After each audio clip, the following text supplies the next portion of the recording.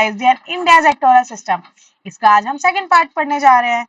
ठीक है, first part जिसको भी ना मिले वो कमेंट सेक्शन में देख सकता है, कमेंट सेक्शन में उसका लिंक मिल जाएगा। ठीक है, और जो जो मैं क्वेश्चंस पूछ रहा हूँ उसका आंसर्स भी देना है, और इसके बाद जो जो बच्चा आंसर्स देगा उसे क्या मिलेगा, लास्ट में शॉर्ट आउट मिलेगा। ठीक, हमने ये देख लिया था कि यूनिवर्सल एनुअल फ्रेंचाइजी क्या होता है, कि 18 ईयर से प्लस जो पर्सन होते हैं वो वोट डाल सकते हैं। हमने अभी जो 2024 के जो जनरल इलेक्शंस थे उनके बारे में भी पढ़ा था। हमने इंपॉर्टेंस क्या होती है ऑर्गेनाइजेशन की ये भी देखा था। हमने कैसे हमारा यूनिवर्सल फ्रेंचाइजी आया था, कैसे बाहर यूनिवर्सल फ्रेंचाइजी कैसे वहां पे डेवलप हुआ, कैसे इंडिया में डेवलप हुआ, ये भी पढ़ा। हमने ये देखा कि हमारा इलेक्शन कमीशन ऑफ इंडिया जो है उसका क्या रोल होता है, इसके बारे में भी हमने देखा। ठीक, हमने ये भी देखा कि जो इलेक्शन कमीशन ऑफ इंडिया जो है हमारे यहाँ पे वो कितने कौन कौन से लेवल पे काम करते हैं, नेशनल लेवल पे काम कर रहे हैं, स्टेट लेवल पे काम कर रहे हैं, डिस्ट्रिक्ट लेवल पे काम कर रहे हैं। इसके बाद है आपका कि हमने ये देखा था कि कितने सारे हमारे वोटर्स हैं, कितनी हमारी 543 हमारी कॉन्स्टिट्यूंसी है, जिसमें से 1 मिलियन हमारे पोलिंग स्टेशन है जहाँ पे जाके हम वोट डालते हैं। इसके बाद हमने ये देखा था कि कैसे हमारे इनको मैनेज किया जाता है इलेक्शंस को, और कैसे मॉडर्नाइजेशन एफर्ट्स लिए जाते हैं। ठीक, अब हमारा नया टॉपिक है मॉडल कोड ऑफ कंडक्ट। यहाँ से हमें नया टॉपिक स्टार्ट करना है आज। हाँ, अब किसी आप में से किसी को पता है कि मॉडल कोड ऑफ कंडक्ट क्या होता है? ठीक, हो सकता है कि आप लोगों ने कभी सुना ही ना हो ये मॉडल कोड ऑफ कंडक्ट क्या है। ये एक तरह के रूल्स एंड रेगुलेशंस है। जैसे आप स्कूल में जाते हो तो आपके लिए रूल्स रेगुलेशंस होते हैं ना, कि आपको 8 बजे से पहले एंट्री करनी है, आपको ड्रेस पहन के आना है, आपको नेल्स बड़े नहीं करने हैं, आपकी यूनिफॉर्म परफेक्ट होनी चाहिए। ऐसे ही हमारे इलेक्शंस में जो भी पर्सन खड़े होते हैं या जो भी कैंडिडेट खड़े होते हैं उनके लिए भी कुछ रूल्स एंड रेगुलेशंस होते हैं। This is called the model code of conduct. ठीक है, क्या बोलते हैं इसे? Model code of conduct. अब देखो, मॉडल कोड ऑफ कंडक्ट जो था एक्चुअली लाया कौन, या ये रूल्स और रेगुलेशन कौन बनाता है? जैसे हमारे जो स्कूल के रूल्स रेगुलेशन होते हैं प्रिंसिपल मैम बनाती है, तो हमारे लेकिन ये जो मॉडल कोड ऑफ कंडक्ट है इनको कौन बनाता है? तो इनको हमारा बनाता है इलेक्शन कमीशन ऑफ इंडिया। कौन बनाता है इसको? Election commission of India. देखो, पर्पस क्या था ये एमसीसी लाने का, मतलब मॉडल कोड ऑफ कंडक्ट को लाया ही क्यों गया? ताकि फ्री एंड फेयर इलेक्शन हो सके, ताकि कोई चीटिंग ना कर सके। जैसे आपके स्कूल में भी रूल होता है ना कि आपको अपना खुद से आंसर लिखना है, अगर ऐसा रूल ही नहीं होगा तो हम तो अपनी फ्रेंड की कॉपी में से, या जो बच्चा स्मार्ट है हम उसकी कॉपी में से जाके देख लेंगे। ठीक, तो ऐसे यहाँ पर भी कुछ ना कुछ चीटिंग किया जा सकता है, एक कैंडिडेट हो सकता है दूसरे के वोट चुरा ले या चीजें कर ले, तो इसीलिए यहाँ पर भी फ्री एंड फेयर इलेक्शन हो सके, इस चीज को इंश्योर करता है हमारा मॉडल कोड ऑफ कंडक्ट। दूसरा, इसे पूरी लिस्ट दे रखी है कि क्या करना चाहिए, क्या डूज है और क्या डोंट है, कि ये चीज आप कर सकते हो और ये चीज आप बिल्कुल नहीं कर सकते। किसके लिए? पॉलिटिकल पार्टीज के लिए, कैंडिडेट्स के लिए, यहाँ तक कि उनके लीडर्स के लिए भी। ठीक, इसके अलावा बहुत सारे हमारे नए नए फीचर्स हैं, जैसे कि ये कि fair use of the government power, कि हमारी जो गवर्नमेंट की जो पावर है उसका क्या इस्तेमाल होना चाहिए, फेयर यूज होना चाहिए उनका। जैसे कि रूलिंग पार्टी जो है can not miss use the government resources, जो रूलिंग पार्टी को गवर्नमेंट के रिसोर्सेज का बिल्कुल भी मिस यूज नहीं करना चाहिए। जैसे कि हम लोगों को भी होता है कि हम स्कूल की प्रॉपर्टी का यूज नहीं कर सकते, मिस यूज नहीं कर सकते, हम कुछ तोड़ नहीं सकते, ऐसे ही रूलिंग पार्टी का भी होता है कि वो भी कोई भी गवर्नमेंट के रिसोर्सेज का मिस यूज नहीं कर सकते इलेक्शन कैंपेन में, जब वो अपने प्रमोशन करने जा रहे हैं। ये नहीं कि कुछ वो मिस यूज कर ले। ठीक, नो न्यू स्कीम्स और projects can be announced during the elections to influence the voters. कोई नई तरह की स्कीम्स भी नहीं कर सकते, क्योंकि नई तरह की स्कीम्स तो एक तरह का आपका लालच हो गया ना, जो आपको मतलब एक तरह की ब्राइब हो गया ये तो, कि हाँ आपको कोशिश करी जा रही है आपका माइंड को डाइवर्ट करने की। तो किसी भी तरीके की नई स्कीम्स नहीं लाए जा सकती, कोई भी तरह का प्रोजेक्ट नहीं लाया जा सकता। कब? जब भी आपका इलेक्शन का टाइम आ जाता है, ताकि आप इन्फ्लुएंस ना कर सको वोटर्स को। क्योंकि अगर ऐसे आप स्कीम्स ले आओगे, कोई भी चीज ले आओगे, तो हो सकता है कि मतलब कोई ए पार्टी है, अगर वो कोई ऐसी स्कीम ले आई जिसकी वजह से हम सारे लोगों को अच्छा लगा, जैसे उन्होंने बोल दिया फ्री में लैपटॉप बांटेंगे हम, तो हम लोग सब चले गए उनको वोट दे देंगे, और फिर हम बोलेंगे कि हाँ हमें लैपटॉप दो। तो फिर ये क्या है? ये तो उन्होंने लालच दिया और इसलिए हम चले गए। हो सकता है कि वो दे भी ना बाद में, और ये भी हो सकता है कि मतलब वो एक मतलब हमें अपनी तरफ इन्फ्लुएंस करने के लिए, सिर्फ अट्रैक्ट करने के लिए ऐसे झूठी झूठी स्कीम ले आए। तो this is the wrong thing, ये चीज हम नहीं कर सकते। ठीक, इसलिए ये भी एक तरह का क्या है, मॉडल कोड ऑफ कंडक्ट है, ये भी एक तरह का रूल है। फिर अब पीसफुल कंडक्ट, पीसफुल कंडक्ट के लिए इसके क्या रोल है कि सारे कैंडिडेट्स जो है must show the restrain and the responsibility, कि उनको रिस्ट्रेन भी शो करना चाहिए और उनकी रिस्पांसिबिलिटी भी है कि हाँ कैसे क्या काम करना है, ये सब चीजें पता होनी चाहिए।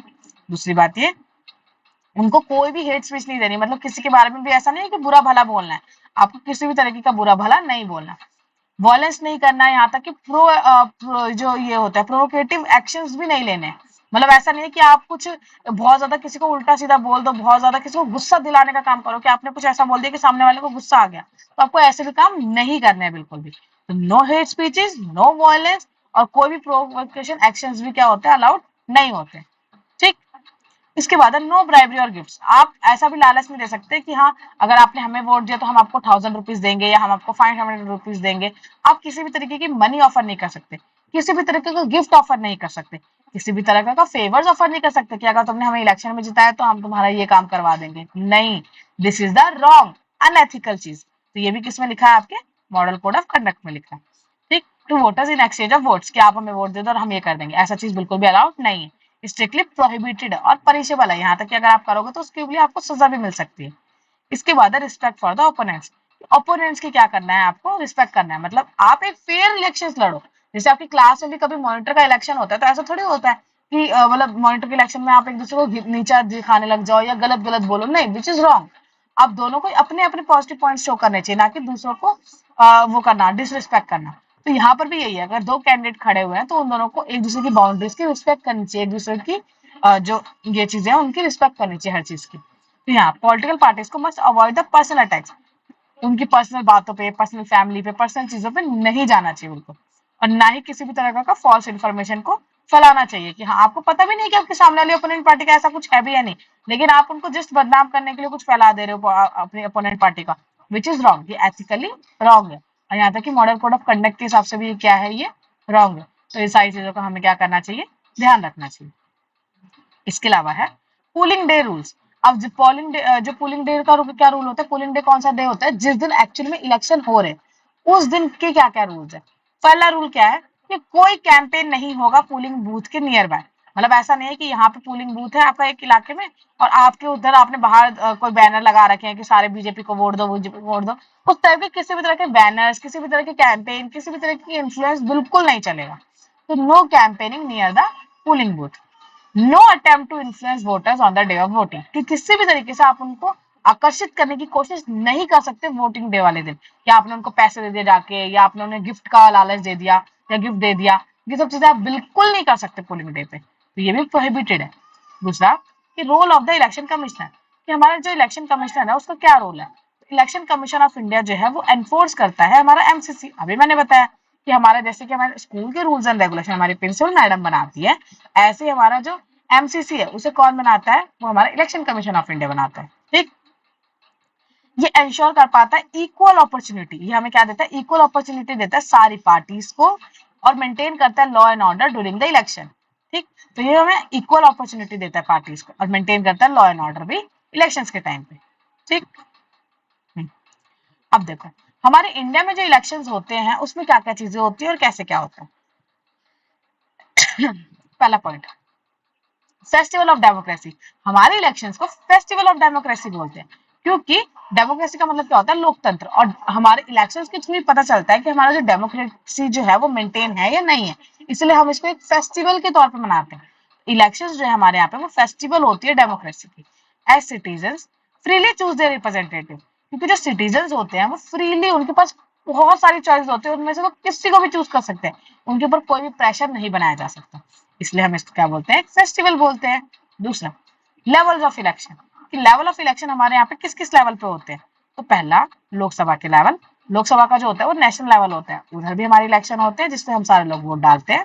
दूसरा होता है स्टेट लेजिस्लेटिव असेंबलीज, यहाँ पे क्या होता है, स्टेट लेवल के इलेक्शन होते हैं। ठीक। तो हमारे जो कॉन्स्टिट्यूशन में दे रखा था वो नेशनल इलेक्शन भी दे रखे थे नेशनल लेवल के, और हमारे जो जो स्टेट लेजिस्लेटिव असेंबली इनके भी इलेक्शन दे रखे थे, लेकिन हमारे कॉन्स्टिट्यूशन में लोकल बॉडीज के इलेक्शंस बिल्कुल भी नहीं दे रखे थे, ये इलेक्शंस तो हमने बाद में ऐड ऑन किए हैं। अब आप सबका क्वेश्चन क्या है, आपका फर्स्ट क्वेश्चन ये है कि आपको ये बताना है कि लोकल बॉडीज के जो इलेक्शन आए हैं वो कौन सा अमेंडमेंट करके हमारी इंडिया में लाए गए हैं। ठीक है, उस अमेंडमेंट का नाम लिखना है। और जो भी मेरे क्वेश्चंस का, जितने भी मैं क्वेश्चंस पूछ रही हूँ इस वीडियो में, अगर आप जिस भी बच्चे ने सबसे पहले आंसर किया, हम उसे क्या देंगे, शॉर्ट आउट देंगे। ठीक है, तो आंसर करना है आपको कि कौन सा अमेंडमेंट है जिसके तहत हमारे लोकल बॉडीज के इलेक्शंस आए। ठीक, ये तो लोकल बॉडी के, तो सिटी और विलेज लेवल पे जो इलेक्शंस होते हैं। तो अब हमारे 3 लेवल पे हमारे इलेक्शंस होते हैं, लोकसभा के लेवल पे, स्टेट लेजिस्लेटिव असेंबली के लेवल पे, और हमारे लोकल बॉडीज के लेवल पे। ठीक। अब देखो बेटा, मैंने आपको बताया था ना कि इंडिया जो है कितनी बड़ी कंट्री है, उस बड़ी सी कंट्री को हमने 543 कॉन्स्टिट्यूएंसी में बांट दिया। 543 कॉन्स्टिट्यूएंसी में, ये कॉन्स्टिट्यूएंसी किस इलेक्शंस के लिए? वो लोकसभा के इलेक्शंस के लिए। ठीक। अब इलेक्टेड मेंबर्स जो होते हैं, जो लोकसभा में जो भी इलेक्टेड मेंबर्स चुन के आते हैं, हम उन्हें क्या बोलते हैं? मेंबर ऑफ पार्लियामेंट, क्योंकि लोकसभा जो है वो किसका पार्ट है? पार्लियामेंट का पार्ट है। तो मेंबर पार्लियामेंट का मेंबर है वो पर्सन, इसलिए इसको हम बोलते क्या है? Member of parliament. और शॉर्टकट में क्या बोलते हैं? एमपीज। क्या बोलते हैं? एमपीज। ऐसे स्टेट लेजिस्लेटिव असेंबली, इसमें क्या होता है? इनके जो भी जो पर्सन जो चुन के आते हैं, उन्हें हम क्या बोलते हैं? एमएलएस बोलते हैं, member of the legislative assembly. Legislative assembly का मेंबर, तो इन्हें क्या बोलते हैं शॉर्टकट में? एमएलएस। ठीक है। अब देखो, इलेक्ट्रल सिस्टम, हमारे यहाँ पे जो इलेक्ट्रल सिस्टम है उसका नाम क्या है? तो हमारे यहाँ का जो इलेक्ट्रल सिस्टम है, जिसमें हम इलेक्शन करवाते हैं, इसको हम बोलते हैं first pass the post system. First pass the post system का मतलब क्या होता है? कि जो कैंडिडेट है वो जो है with the highest number of voter win, मतलब हमारे यहाँ पे ऐसा होता है कि जैसे अगर 5 पॉलिटिकल पार्टीज खड़ी हैं, 5 पॉलिटिकल पार्टीज में जिस भी पार्टी को सबसे ज्यादा वोट मिलेंगे, उनके बाकी चारों से सबसे ज्यादा वोट मिलेंगे, वो पार्टी जीत जाएगी। जैसे मान लो इनको अगर 20 वोट मिले, इनको 30 वोट मिले, इनको 35 वोट मिले, इनको 18 वोट्स मिले और इनको 7 वोट्स मिले, तो सबसे ज्यादा यहाँ पे वोट्स किसको मिले? इस वाली पार्टी को, 35 को। तो 35 वाली पार्टी जीत जाएगी। ठीक। तो इसको हम बोलते हैं first pass the post system, कि जो भी फर्स्ट आ गया, जिसको भी सबसे ज्यादा, अपने जो सारे कैंडिडेट है उनमें से सबसे ज्यादा जिसको वोट मिल गया, दो वो जीत जाएगा। इसको क्या कहते हैं? First pass the post system. अब है हमारा गवर्नमेंट फॉर्मेशन, जैसे यहाँ पे एग्जांपल भी दिया कि 12 आउट ऑफ द 33 वोट्स, अगर जिसको ज्यादा मिल गए, मतलब सबसे ज्यादा 12 किसी को वोट मिल गए और बाकी पार्टीज को छोटे छोटे मिले होंगे, तो वो जीत गई। ठीक। हाँ। उसके बाद है हमारा गवर्नमेंट फॉर्मेशन, और यहाँ पे विदाउट मेजोरिटी का मतलब भी बता देते। देखो एक्चुअली में देखा जाए तो इसको 35 मिले, लेकिन देखो कितने सारे लोगों ने इनको नहीं चूज किया, जैसे कि 30% लोगों ने, 20 लोगों ने, यहाँ पे 7 था एक एग्जाम्पल, और यहाँ पे 18 था। इन सबका टोटल देखा जाए तो ये सारे टोटल मिलाकर तो 33, जो 35 है उससे तो ज्यादा ही हुए थे ना, लेकिन इन सब की मेजोरिटी के अलावा भी, लेकिन इन सबसे ज्यादा तो इसको मिल गए, तो इसलिए भले ही ये सारी जो अपोजिशन है वो इसकी मेजोरिटी में है, लेकिन इसको सबसे ज्यादा मिले, तो यही हमारा जीत गई है। बिना मेजोरिटी के भी वो जीत गई है, क्योंकि 100 में से 55% तो नहीं मिले उसे, या 51% तो नहीं मिले, बेसिकली 51% मिलने चाहिए थे, वो नहीं मिले बिना मेजोरिटी के भी, क्योंकि उसको सबसे ज्यादा मिले, अपने बाकी जो कैंडिडेट है उनके अकॉर्डिंग उन्हें सबसे ज्यादा मिले, उसमें हमारा क्या हो गया? जीत गई। इसीलिए बिना मेजोरिटी के भी वो क्या हो गई? जीत गई। उसके बाद क्या है हमारा? Government formation. अब गवर्नमेंट फॉर्म कैसे होती है? जो भी मेजोरिटी पार्टी होती है, जो भी जीत के आती है, ऊपर अभी हमने जो देखा, जो भी पार्टी जीत के आती है, ठीक है, और कभी कभी तो एक ही पार्टी जीत के नहीं आ पाती, तो क्या बनता है? 2-3 पार्टी मिलकर कोलिशन बना लेती है, गठबंधन बना लेती है लोकसभा में, तो वही क्या करती है? गवर्नमेंट को फॉर्म करती है। वो करती है form the national government, national level पे, पूरे देश के लेवल पे गवर्नमेंट फॉर्म करती है। और जो भी इसके लीडर्स होते हैं वो क्या कहलाते हैं? लीडर कहलाते हैं इसके प्राइम मिनिस्टर। कौन कहलाता है? Prime minister. स्टेट लेवल पर यही चीज जो होती है, मेजोरिटी पार्टी जब जीत के आती है, उसको क्या बोलते हैं हम? चीफ मिनिस्टर बोलते हैं। जैसे दिल्ली के चीफ मिनिस्टर है, हमारे यूपी के चीफ मिनिस्टर है, बिहार के चीफ मिनिस्टर है, ऐसे। लेकिन हमारे जो प्राइम मिनिस्टर है पूरे इंडिया के लेवल पर, कौन है हमारा प्राइम मिनिस्टर? आप सबको नाम बताना है, सबको पता है तो बच्चे बच्चे को। और आप अपने स्टेट के चीफ मिनिस्टर का भी नाम बताएंगे कि आपका स्टेट के चीफ मिनिस्टर कौन है। ठीक है। ठीक है। Role of the election commission. अब हमारा जो इलेक्शन कमीशन है उनका नाम क्या है? इलेक्शन कमीशन ऑफ इंडिया जो है वो ओवरसी करती है, मतलब देखती है, किसको देखती है? नेशनल और स्टेट के इलेक्शन को। तो इलेक्शन कमीशन ऑफ इंडिया की ड्यूटी है पूरे नेशनल लेवल पे, पूरे देश के लेवल पे जो इलेक्शन हो रहा है उसको भी हमारे इलेक्शन कमीशन ऑफ इंडिया देखती है, और स्टेट के नाम पे जो इलेक्शन हो रहा है उसको भी कौन देखता है? इलेक्शन कमीशन ऑफ इंडिया देखती है।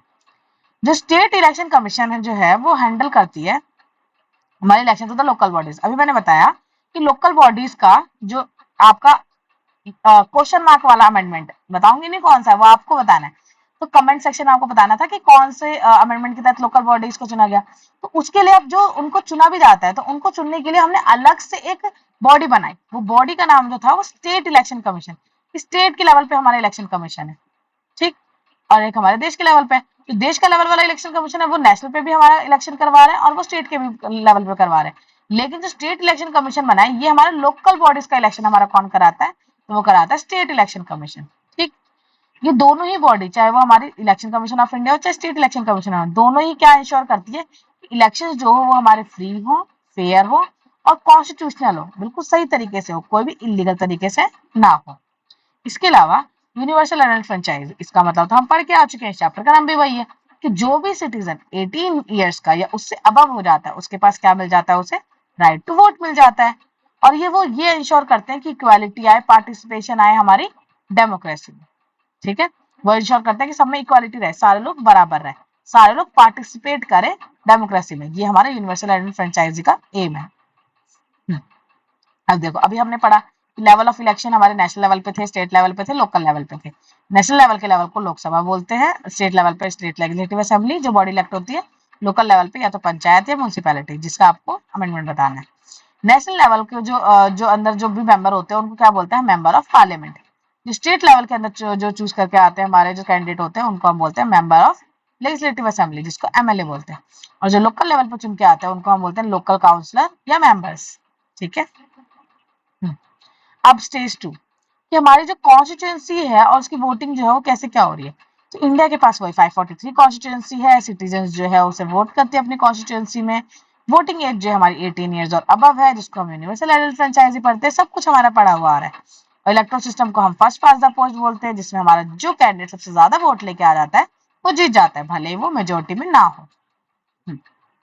इसके अलावा देखो नेशनल लेवल पे जब लोकसभा गवर्नमेंट नेशनल लेवल पे लोकसभा की गवर्नमेंट बनती है जो कि मेजोरिटी पार्टी कॉन्फर्म कर रहा है, तो जो भी लोकसभा की जो गवर्नमेंट होती है उसका जो लीडर होता है उसको क्या बोलते हैं, प्राइम मिनिस्टर बोलते हैं। और स्टेट लेवल पर स्टेट असेंबली बोलते हैं, स्टेट असेंबली की गवर्नमेंट उसका भी जो भी लीडर होता है उनको चीफ मिनिस्टर बोलते हैं, जिनके आपको दोनों के नाम बताने थे। स्टेज 4 में क्या होता है, role of the election commission कि हमारे इलेक्शन कमीशन का क्या रोल है। ईसीआई का रोल क्या है, वो कंडक्ट करती है लोकसभा का इलेक्शन भी और स्टेट असेंबली के इलेक्शंस का भी, ठीक है। इसके अलावा भी वो बहुत सारे इलेक्शंस कराते हैं जो आपके यहाँ दे नहीं रखा, जैसे कि प्रेसिडेंट का इलेक्शन यही कराती है हमारी election commission of India, vice president का इलेक्शन हमारा यही करा रही होती है इलेक्शन कमीशन ऑफ इंडिया, ठीक, ये चीज। इसके अलावा स्टेट इलेक्शन कमीशन जो था वो मैंने बताया वो सिर्फ लोकल बॉडीज के लेवल, बिल्कुल ग्राउंड लेवल पर जो भी हमारे इलेक्शन करा रहा होता है वो कौन कराता है, हमारा स्टेट इलेक्शन कमीशन। अब है हमारी राज्यसभा। अभी तक तो हमने लोकसभा के बारे में पढ़ा, अब हम पढ़ेंगे कि राज्यसभा क्या होती है। तो हमारे पार्लियामेंट बेटा किससे बना है, हमारे दो से बना है। पार्लियामेंट में हमारी दो चीजें आती है, एक आती है राज्यसभा और एक आती है लोकसभा। लोकसभा के बारे में हम पढ़ चुके हैं और राज्यसभा के बारे में पढ़ना है। देखो अब राज्यसभा में जो होते हैं ये भी क्योंकि पार्लियामेंट का पार्ट है तो इसके भी जो भी मेंबर चूज होकर आते हैं उनको भी क्या बोलते हैं, मेंबर ऑफ पार्लियामेंट बोलते हैं, एमपीज बोलते हैं, ठीक। और जो राज्यसभा वैसे जो है इसका एक और नाम क्या है हमारा, काउंसिल ऑफ स्टेट्स। क्या नाम है इसका, काउंसिल ऑफ स्टेट्स। देखो इसके बाद हमारा जो राज्यसभा जो है, राज्यसभा के जो मेंबर्स जो होते हैं वो इलेक्ट किए जाते हैं एमएलए के द्वारा। देखो अब राज्यसभा में कैसा होता है, एक्चुअली जो लोकसभा में जो इलेक्शन होते हैं वो डायरेक्ट इलेक्शन होते हैं, उसमें हम लोग चूज करते हैं। लेकिन जो राज्यसभा के इलेक्शन होते हैं वो डायरेक्टली नहीं होते, उसमें हम लोग नहीं चूज करते, हमने जिनको चुन रखा है, जैसे कि हमने एमएलए को चुन रखा है, वो एमएलए जो होते हैं वो आगे जिसको जो चुनते हैं उसको बोलते हैं हम राज्यसभा के इलेक्शन। और उसको हम इनडायरेक्ट वे ऑफ इलेक्शन भी बोलते हैं क्योंकि हमने डायरेक्टली उनको नहीं चुना, हमने तो एमएलए को चूज किया और एमएलए ने अपने मनपसंद अपने राज्यसभा के मेंबर को चूज किया। तो ये होता है हमारा इनडायरेक्ट इलेक्शन। तो यही है, राज्यसभा मेंबर्स जो थे are elected by the MLA through the indirect election, while the president जो होता है। अब देखो राज्यसभा में जो टोटल सीट्स होती है, टोटल सीट्स है इसकी 245। इस 245 में जो 12 सीट्स जो है, ये जो 12 सीट्स है ये हमारा जो प्रेसिडेंट है वो हमारा वो करते हैं, क्या बोलते हैं, नॉमिनेट करते हैं, ठीक। तो इसलिए देखो 245 में से अगर 12 सीट्स अगर नॉमिनेट कर दी तो कितनी सीट्स बच गई जिसके ऊपर इलेक्शन होते हैं, तो 233 सीट्स के ऊपर क्या होते हैं, इलेक्शन होते हैं। और वो चुने कैसे जाते हैं, इनडायरेक्ट इलेक्शन के थ्रू। कौन चुनता है, एमएलए चुनते हैं। और 12 सीट्स को 12 मेंबर्स को कौन नॉमिनेट करता है, हमारे प्रेसिडेंट ऑफ इंडिया, ठीक।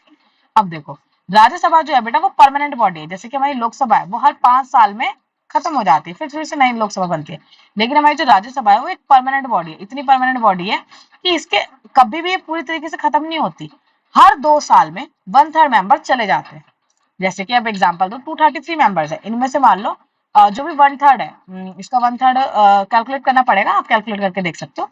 उसके 1/3 जैसे हम एग्जाम्पल मान लेते हैं कि 80 पीपल है मान लो, ठीक। तो 80 पीपल हर 2 साल में चले जाएंगे, फिर नए 80 पीपल आ जाएंगे, फिर ये जो लोग हैं वो अपने 6 साल पूरे करेंगे। और ये क्योंकि 6 साल की भी होती है, जिससे लोकसभा जो थी वो तो सिर्फ 5 साल की थी और वो एक इनपरमानेंट बॉडी थी, वो तो हमारी टेम्परेरी थी।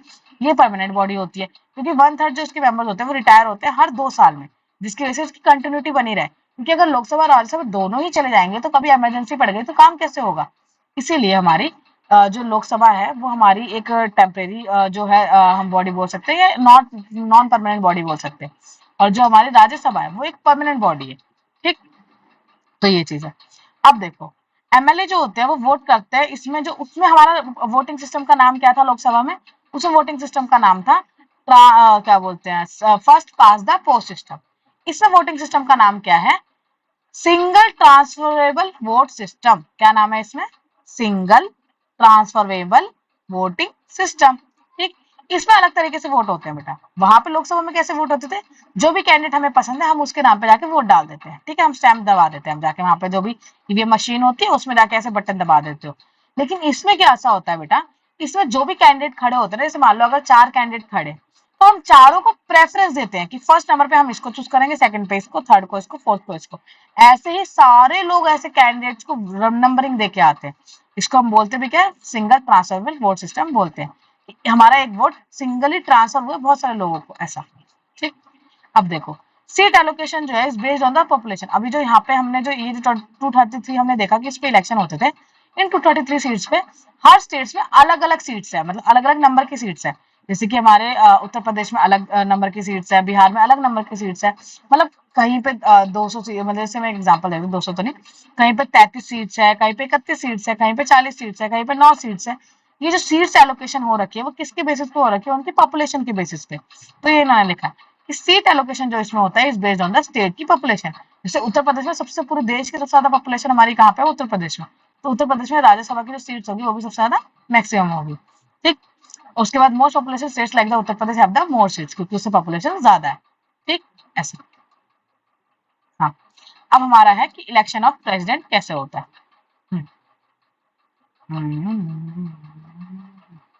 हाँ, अब हमारे इलेक्शन ऑफ प्रेसिडेंट में हमें देखना है कि प्रेसिडेंट जी का जो इलेक्शन है वो कौन कौन कराता है और ये कैसा होता है। जैसे अभी मैंने आपको बताया कि जैसे हमारा ये जो हुआ था जो राज्यसभा के इलेक्शंस थे, ये भी हमारे कैसे इलेक्शंस थे, इनडायरेक्ट इलेक्शंस थे। ऐसे प्रेसिडेंट के जो इलेक्शन होते हैं वो भी कैसे होते हैं, इनडायरेक्ट होते हैं। कैसे होते हैं, इनडायरेक्ट इलेक्शन, क्योंकि हम डायरेक्टली अपने प्रेसिडेंट को नहीं चुनते हैं, हमने जो कैंडिडेट चूज कर रखे वो आगे चल के प्रेसिडेंट को चूज करते हैं। ठीक, तो प्रेसिडेंट के जो हमारे ये जो इलेक्शन में कौन कौन पार्टिसिपेट करता है। ठीक, तो पहले ये देखना है। पहले तो इन्होंने वही बात लिखी कि president is not elected directly by the people, क्योंकि इनडायरेक्ट इलेक्शन है। दूसरा ये कि जो भी इनको वोट देते हैं उन वोटिंग में कौन कौन देता है वोट। तो पहला, लोकसभा और राज्यसभा दोनों के मेंबर, लोकसभा और राज्यसभा दोनों के मेंबर क्या करते हैं, प्रेसिडेंट के इलेक्शंस में पार्टिसिपेट करते हैं। दूसरा, जो भी हमने एमएलएस पढ़े थे, एमएलएस किसके होते हैं, स्टेट लेजिस्लेटिव असेंबली के, जो कि हमारे अलग अलग स्टेट्स के होते हैं, जैसे यूपी के, बिहार के एमएलएस, है ना, आपके राजस्थान के एमएलए, आपके पंजाब के एमएलए, तो ये सारे एमएलए सारे स्टेट्स के। और इसके अलावा यूनियन टेरिटरी के भी एमएलए। अब हमारे 8 यूनियन टेरिटरी है ना, 8 यूनियन टेरिटरी में जितने भी हमारी यूनियन टेरिटरी है, लेकिन हमारे 8 यूनियन टेरिटरी में सिर्फ 2 ही यूनियन टेरिटरी ऐसी है जहां पे हमारी लेजिस्लेटिव असेंबली है। तो वो 2 यूनियन टेरिटरी कौन सी है, एक दिल्ली और एक पुडुचेरी है। तो इन दोनों के भी जो एमएलए होते हैं उनको भी वोट देने का अधिकार है प्रेसिडेंट के वोटिंग में। ठीक, तो कौन कौन लोग हो गए, लोकसभा के मेंबर, राज्यसभा के मेंबर, सारे जो स्टेट्स हैं उनके एमएलए, और हमारी दिल्ली और पुडुचेरी के जो स्टेट्स के वो मेंबर हैं उनके भी एमएलए। ठीक, तो ये 4 लोग हमारे पार्टिसिपेट करते हैं प्रेसिडेंट के इलेक्शन में। इनका जो वोटिंग सिस्टम होता है वो भी वैसा ही होता है जैसे कि राज्यसभा का होता था, सिंगल ट्रांसफरेबल वोटिंग सिस्टम, कि हम दो जितने भी कैंडिडेट खड़े होते हैं उनको हम प्रेफरेंस देते हैं 1 2 3 4 ऐसे इज यूज इंश्योर करने के लिए, ताकि सपोर्ट मिल सके उसे बोथ सेंट्रल से और इससे। देखो इसमें स्टेट के भी लोगों ने इलेक्शन में वोटिंग पार्टिसिपेट किया और हमारे सेंटर के लोगों ने भी किया।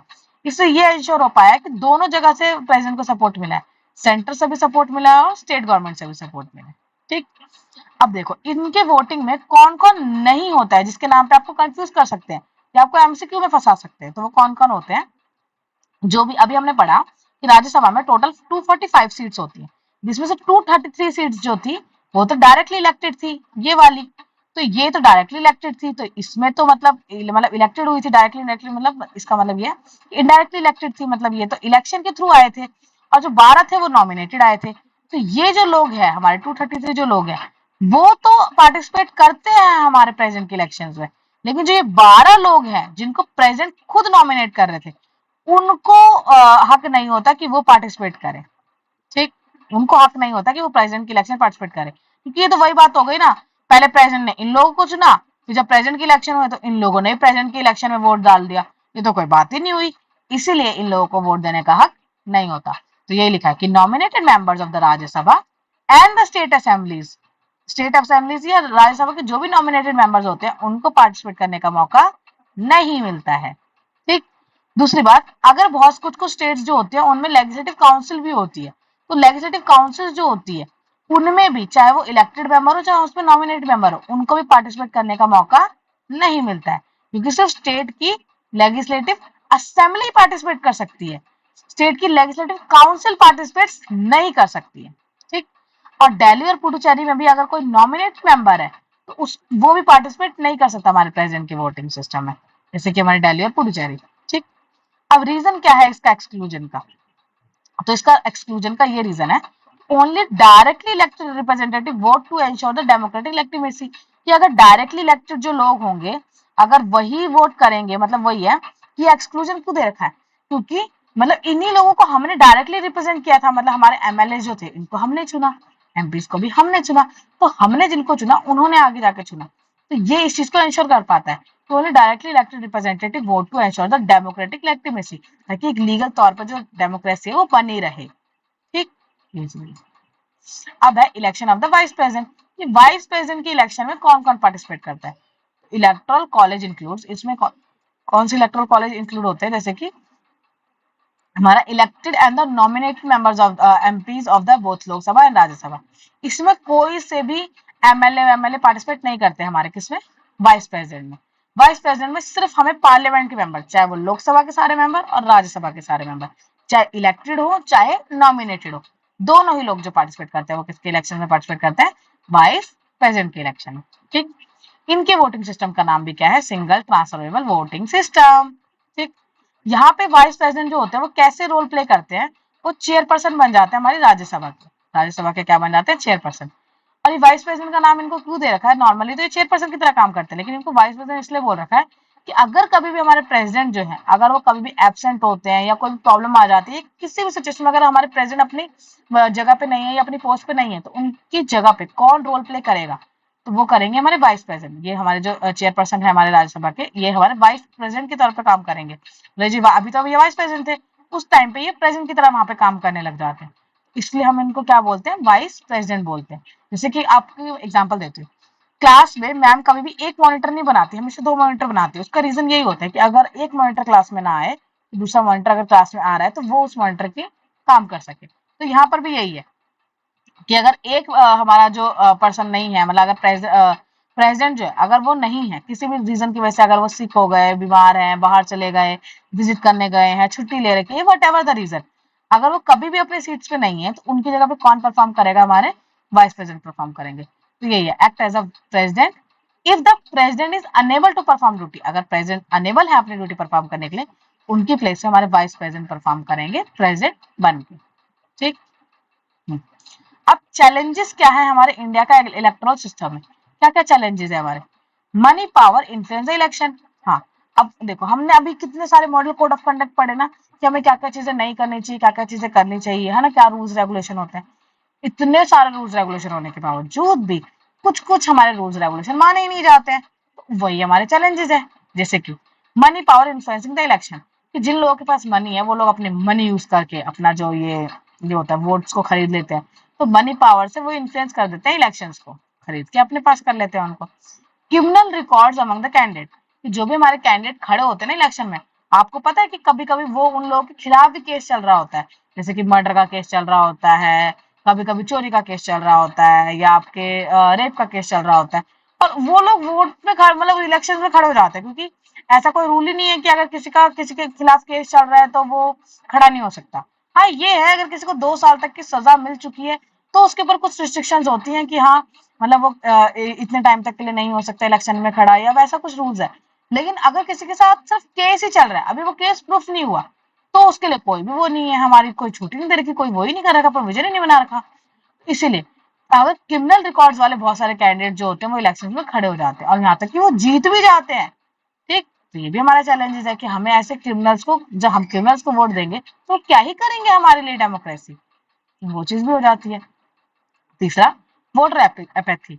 इसमें क्या होता है, specially in the urban areas, कि हम अर्बन एरियाज में क्या होता है, वोटर की एपैथी हो जाता है। मतलब होता है ना, हम जैसे एक पर्सन हमारा फ्रेंड है, अगर वो किसी पर्टिकुलर वोट मतलब पर्सन को वोट दे रहा है, तो वो हमें इन्फ्लुएंस कर लेता है, अरे भाई इसी को दे दे, ये सही है, ये वो, तो हम एक दूसरे के इन्फ्लुएंस में आके वोट दे देते हैं। हमें अपना जेन्युइनली दिमाग लगा के सोचना चाहिए कि क्या ये पर्सन सही है या ये पर्सन सही नहीं है। तो वोटर के प्रति एक तो हमें अपैथी आ जाती है, वोटर जो होते हैं एक दूसरे के प्रति अपैथी फील करके वो डाल देते हैं वोट, वो भी एक गलत तरीका है। हमें इंडिविजुअली सोचना चाहिए कि क्या वो हमारे लिए अच्छे हैं या नहीं। ठीक।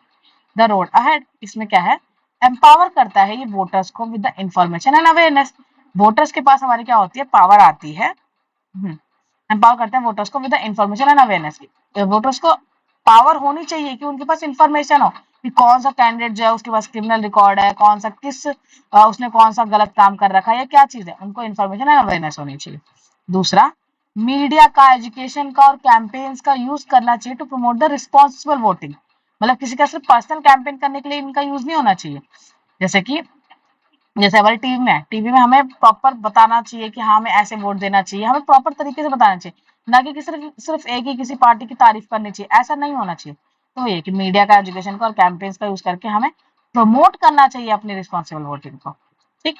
तीसरा क्या है, हमें एनकरेज करना चाहिए यूथ की पार्टिसिपेशन का। यूथ की पार्टिसिपेशन को क्या करना चाहिए, एनकरेज करना चाहिए, ताकि ज्यादा से ज्यादा लोग वोटिंग में पार्टिसिपेट कर सके। कभी कभी होता क्या है कि ना, बहुत सारे लोग वोट में जाते हैं, यार क्या करना वोट में जाके, नहीं देना हमें वोट, तो ये गलत है ना। अब आपने वोट नहीं दे रहे, सब क्लास में भी कभी कभी होता है, मैम किसी ऐसे बच्चे को मॉनिटर चूज कर सकते हो सकता है जिसके साथ आपका 36 का आंकड़ा चलता हो। अब मैम ने चूज कर दिया और आज जिस दिन वोटिंग थी, जिस दिन पूछा जा रहा था, उस दिन आप प्रेजेंट नहीं थे। अब क्या आपके पास कोई हक है बोलने का? मैम तो बोलेंगी मैंने तो वोटिंग करवाई थी, आप क्यों नहीं आए क्लास में? आप नहीं करते वोटिंग, अपने दोस्त को इन्फ्लुएंस कर लेते कि नहीं करनी वोटिंग, तो नहीं करते, लेकिन आप तो आए नहीं। तो यही वाली बात है, एनकरेज करना यूथ की पार्टिसिपेशन को। तो यही वाली बात है कि हमें छुट्टी नहीं करनी चाहिए या हमें ऐसे नहीं करना चाहिए कि हम नहीं जाएंगे वोट देने, नहीं, हमारे डेमोक्रेसी की बात है, हमें हमेशा वोट देने जाना चाहिए। ठीक। इसके बाद है vigilant voter is the strongest pillar of the ये। विजिलेंट मतलब जो हमारा वोटर है वो थोड़ा सा समझदार होना चाहिए, वो सब पे नजर रख सके कि कौन सी चीज हमारे लिए अच्छी है, कौन सी चीज नहीं है। उसे एक सहनशीलता, एक रैशनल वोटर होना चाहिए जिसके अंदर सोचने समझने की शक्ति हो। ऐसे नहीं कि कोई भी वोटर बन गया और उसको पता ही नहीं कि किसको वोट डालना चाहिए, किसको क्या है। हमने सब पूरी कहानी सुनी, अच्छा पूरे गांव वालों ने इस पर्टिकुलर पर्सन को वोट डाला तो हम भी डाल देते हैं, दिस इज रॉन्ग, ये चीज नहीं होनी चाहिए। तो विजिलेंट वोटर जो होता है वो एक स्ट्रॉन्गेस्ट पिलर है हमारी डेमोक्रेसी का। ठीक। आज के लिए बस इतना ही, थैंक यू। सारे बच्चों को क्या करना है पता है ना, लाइक, शेयर एंड सब्सक्राइब। ठीक। किसी भी बच्चे को कोई भी डाउट हो लेक्चर से रिलेटेड तो आपको कमेंट सेक्शन में बताना है, और जो जो मैंने इसमें क्वेश्चंस पूछे हैं उनके आपको आंसर्स भी देने, और जिस भी बच्चे ने सबसे पहले आंसर दिया हम उसे क्या देंगे, शॉर्ट आउट देंगे। ठीक है। और नेक्स्ट वीडियो में उसको शो भी कर सकते हैं कि हाँ हमने इस पर्टिकुलर पर्सन को हमने शॉर्ट आउट दिया था। ठीक है। सारे बच्चों को पार्टिसिपेट करना है। ठीक। कोई और हाँ बेटा, जो मैंने ना क्वेश्चन आंसर्स में देने लग गई हूँ टेलीग्राम ग्रुप पे, उसके आपको आंसर्स भी मैं आंसर्स की जो पीडीएफ है वो भी डाल दे रही हूँ। अगर आपको कोई भी और क्वेश्चन आंसर्स की जरूरत हो, चीजों की जरूरत हो तो आप मांग सकते हो। अगर आपको ये नोट्स भी चाहिए तो आप ये भी